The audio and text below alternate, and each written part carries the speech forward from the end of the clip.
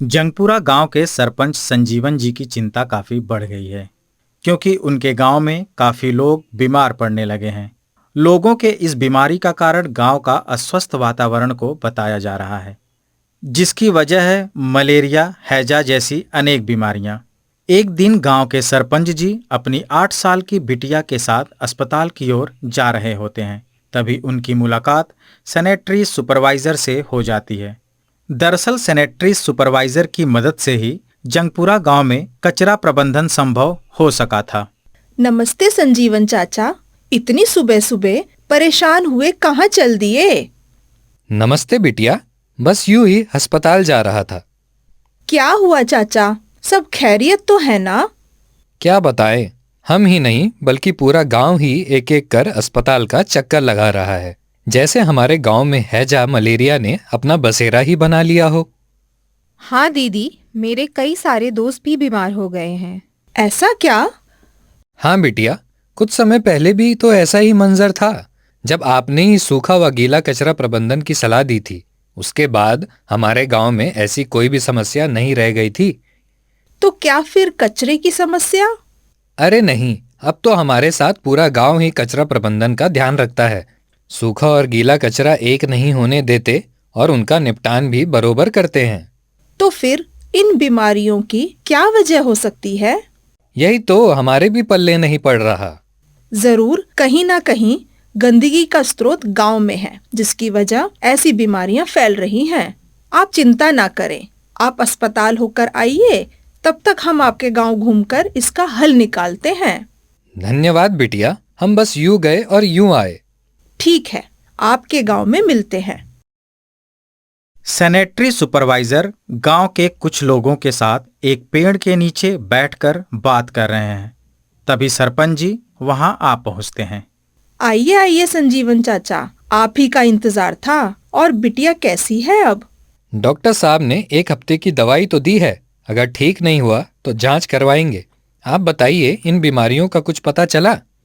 जी, हमने कहा था ना, गांव में कहीं ना कहीं गंदगी का स्रोत जरूर है, क्योंकि ऐसी बीमारियां यूं ही नहीं फैलती। पर कैसे? आप देखिए जरा, हमारे गांव में तो कचरे का ढेर तो कहीं भी नहीं। हाँ चाचा, माना कि कचरे का ढेर नहीं, पर गंदले जल का ढेर तो पूरे गांव में ही दिख रहा है। गंदले जल का ढेर? अब ये क्या बला है?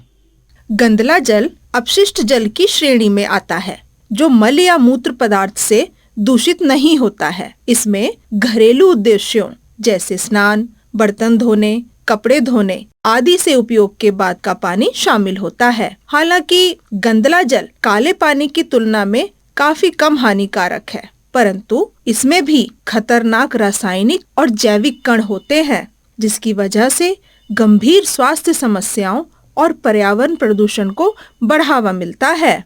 अरे बाप रे, ऐसा है क्या? सुपरवाइजर जी, अब आप ही बताइए, हमें क्या करना चाहिए? हाँ, हमें गांव में फैली हुई इन बीमारियों से बस छुटकारा पाना है। इसका समाधान है गंदले जल का सही प्रबंधन। गीला और सूखा कचरा का प्रबंधन तो हमें समझ में आता है। अब ये गंदले जल का प्रबंधन कैसे करते हैं? सुरक्षित रूप से प्रबंधित गंदला जल वेक्टर जनित रोगों और पानी से होने वाली बीमारियों में कमी लाने में मदद कर सकती है। यदि गंदले जल का उचित प्रबंधन किया जाए तो यह मीठे पानी की मांग के बोझ को भी काफी हद तक कम कर सकता है। इसके लिए आप सबको कचरा प्रबंधन की तरह ही गंदले जल के प्रबंधन के लिए भी 3 R को समझना जरूरी है। 3 R यानी रिफ्यूज, रिड्यूस, रीयूज। अरे वाह चाचा, आप तो अंग्रेजी भी जान गए। पर यहाँ 3 R का मतलब है रिड्यूस, रीयूज और रिचार्ज। अब जरा हम सबको इनका मतलब भी समझा दीजिए। जी चाचा, इसके बारे में समझाएंगे भी और दिखाएंगे भी। रिड्यूस यानी पानी का कम उपयोग करना जरूरी है, यानी जितनी जरूरत हो उतना ही पानी का इस्तेमाल करना चाहिए और अनावश्यक पानी बर्बाद नहीं करना चाहिए। ऐसा ना करने से एक तो पानी की खपत ज्यादा होने से गांव में पानी की कमी होती है और दूसरा नालों में भी ज्यादा गंदा पानी जमा होता है, जिससे बीमारियां पनपती हैं। दूसरा रीयूज मतलब पानी का पुनः उपयोग करना, यानी रसोई घर या स्नान घर से निकलने वाले पानी को इकट्ठा कर इस पानी को दोबारा इस्तेमाल में लाना चाहिए। ऐसे पानी का प्रयोग अपने किचन गार्डन की सिंचाई, बगीचों या अन्य कई इस्तेमाल में लाया जा सकता है। ऐसा करने से पानी की खपत भी कम होगी और पानी यहाँ वहाँ जमा होने से भी बचेगा। और तीसरा आर है रिचार्ज, यानी पुनर्भरण करना, जो गंदला जल को कम करने और मीठे पानी के उपयोग को प्रतिस्थापित करने पर केंद्रित है। बिटिया, पानी का कम उपयोग और पुनः उपयोग तो समझ में आया, पर यह पुनर्भरण? सरपंच चाचा, प्रत्येक घर जो ताजे पानी का उपभोग करता है वह अनिवार्य रूप से गंदला जल भी उत्पन्न करता है। ऐसे जल को भूजल या पुनर्भरण करके वापस जमीन में भेजा जा सकता है, जिससे मीठे पानी की आवश्यकताओं पर बचत होती है। इस प्रकार यह स्पष्ट है कि मीठे पानी का संकट और गंदले जल की समस्या आपस में जुड़ी हुई हैं। इसीलिए इन दोनों समस्याओं का समाधान भी एक दूसरे पर आश्रित है। यही नहीं, गंदले जल में रोगाणुओं की मात्रा भी कम होती है। इसीलिए इसमें कार्बनिक सामग्री मलीय जल की तुलना में जल्दी से विघटित हो जाती है, जिसके कारण यह सिंचाई के लिए और अन्य उद्देश्यों के लिए पानी के एक स्थायी स्रोत के रूप में पुनः प्रयोज्य बनाती है। तो फिर पुनर्भरण के लिए हमें क्या करना चाहिए, ये भी तो बता दीजिए। गंदला जल प्रबंधन के अंतर्गत पुनर्भरण विधि के दो विकल्प हो सकते हैं। पहला घरेलू स्तर पर और दूसरा सामुदायिक स्तर पर। ये क्या है सुपरवाइजर दीदी?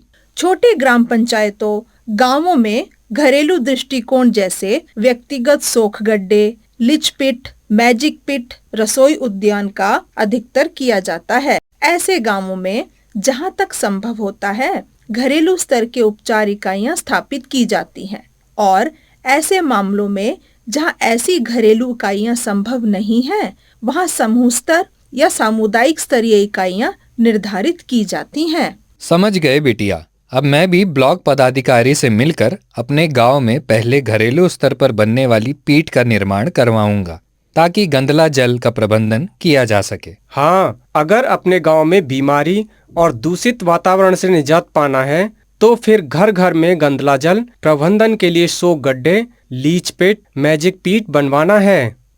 यही नहीं, पानी का कम व पुनः उपयोग कर जंगपुरा गांव में फैले गंदला जल से भी बचाना है और अपने गांव में पनपे बीमारी को मिटाना है।